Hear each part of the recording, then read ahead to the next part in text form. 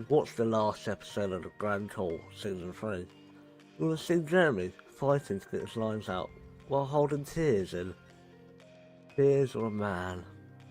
His daughter, Emily Clarkson, was also in tears as her father gave the Grand Tour as we knew it a final and well-deserved send-off. Even though it was not the end, it was damn well close to it. In 2002, I came up with the Stig, then the audience with a track and all that. And you do so for 17 years, then it goes. The truth of it is, I think I never got the chance to say goodbye to Top Gear. 1 minute I was there, and 1 minute I wasn't. It's like, did the show, been there, done that, never did another one. What? Actually, that sounded like one of your more successful after-dinner speeches. Do you know it was? Nobody even threw crockery for another minute. Anyway, we hope you enjoyed those films, and all that remains now is for us to say thank you for watching. Yes, absolutely. Thank you very much for watching, and, well, goodbye. Goodbye. Let's break this down from the beginning with Top Gear. Top Gear is a British television series focused on automotive and motoring content. The show was created by Derek Smith and broadcast in 1977 as a normal motoring magazine show. However, the format went a significant different direction in 2002 when the show's executive producer, Andy Wilman, and the BBC's head of entertainment, Dennis Harlow, you know who I mean, I can't say the word, they decided to take a more humorous approach. Jeremy Clarkson, Richard Hammond and James May became the show's main presenters during this time, and they played a crucial role in shaping the success of the show. The trio's chemistry, humour, and all round being a lad, proper lad, well, it made the show popular. Top Gear gained a massive global following and became one of the most factual television programs in the world. The combination of entertaining challenges, charismatic presenters, and high production values turned Top Gear into a cultural phenomenon. We all know what I mean. The show's success can be attributed to its unique blend of information, humour, and engaging content, making it appealing to both car guys and the public as a whole. That is what made Top Gear. Top Gear has had great episodes over the years. One of the main ones that fans like is the Botswana special, along with the Amphibious Car Challenge, the Vietnam special. The Vietnam special was different because they ended up on scooters. Jeremy can't ride a scooter, let's put it that way. Do the montage. I am now boldly going where no American has been before.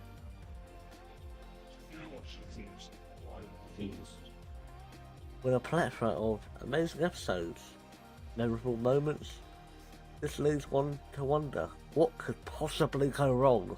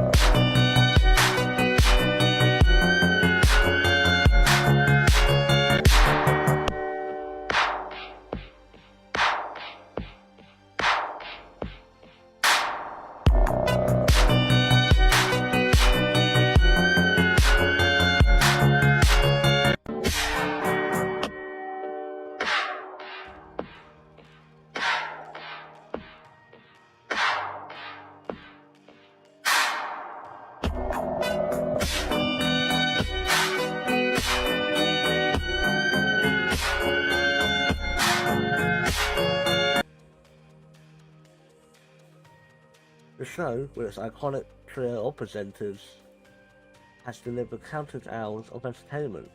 But if there is serious injury, you are to take life for life, eye for an eye, a tooth for a tooth, Hand for a hand, foot for a foot, burn for a burn, wound for a wound, and bruise for a bruise. Behind the laughter, the show faced a major setback in March 2015. Clarkson, the controversial frontman, was suspended by the BBC from Top Gear after reported altercation with one of the show's producers. This incident sent shockwaves through the fanbase and the television industry as a whole, leading to uncertainties about the future of the beloved series. Controversial Top Gear presenter Jeremy Clarkson has been dropped from the BBC. What we know is that the producer Oshin Tiemann was indeed attacked by Jeremy Clarkson, and he was also subjected to sustained verbal abuse, using words that no one should have to endure. It follows what the broadcaster referred to as a fracas between Clarkson and a producer.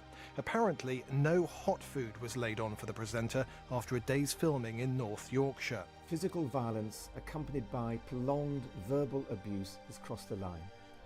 And that's why, with regret, I decided this morning that we will not be renewing Jeremy's contract. I've only found this out by prizing the information out of various BBC sources. Nobody's actually told me officially until a few moments ago when they emailed. I don't really have anything to say about it. It's a tragedy. I'm sorry that what ought to have been a small incident sorted out easily turned into something big. I don't really want to say anything more than that at the moment. I've only known for the past few minutes, and if you'll excuse me, I very desperately have to write the eBay listing for my Ferrari. Thank you, goodbye. It's probably within the law and their hands were tied. Can Top Gear continue? I'm sure Top Gear will continue in some way. It can, it existed before us. It's been reformatted several times. But exactly how. Will you stay at Top Gear? Well, I don't want to talk about that too much, but I think we're very much, the three of us, as a package. It works for very complicated reasons that a lot of people don't fully understand. So that will require a lot of careful thought. And what about a possible replacement for Jeremy? Who would you be prepared to work with? Who would you like to work with? Much as I think he's a knob, I quite like working with Jeremy. I literally just remember that episode. It's etched in my memory when the trio had just engaged the audience with a wildly entertaining segment about environmentalists. The anticipation for the next venture was high, only to be met with a twist. There was James, Richard, no Jeremy. The end of the show has finished without Jeremy. The missing presence of Clarkson left fans in suspense, and a void that seemed irreplaceable. It was a moment that changed the course of Top Gear, created a reflection on the dynamics that defined the show for so long.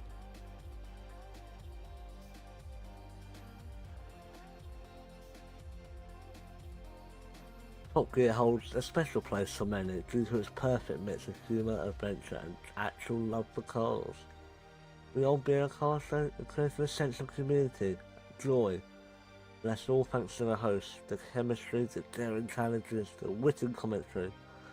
Not just about vehicles, it's about shared enthusiasm, making it more than a TV programme, but a source of entertainment and camaraderie that resorts with a diverse audience and a lovely fan base. The episode that marked the end of the era was harrowing for fans such as myself. We just witnessed a significant power shift in the show's dynamics. Having grown up with Top Gear, I hold it dearly.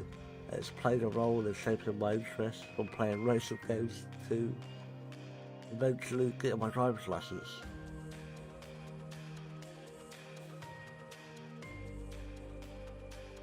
Clare, Jeremy, Renton and James have become more than TV hosts.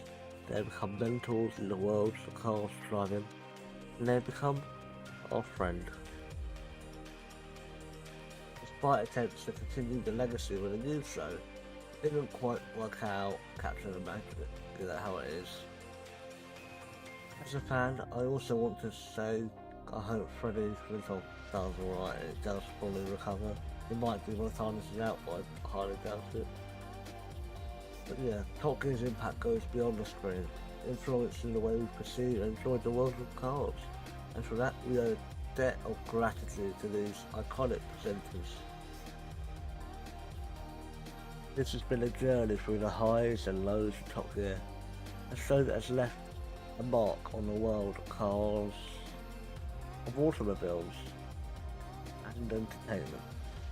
As we reflect on its legacy, let's appreciate the laughter, the challenges, that all made Top Gear what it is, not just a show about cars, but a cultural phenomenon that resonated with enthusiasts worldwide and the greater public.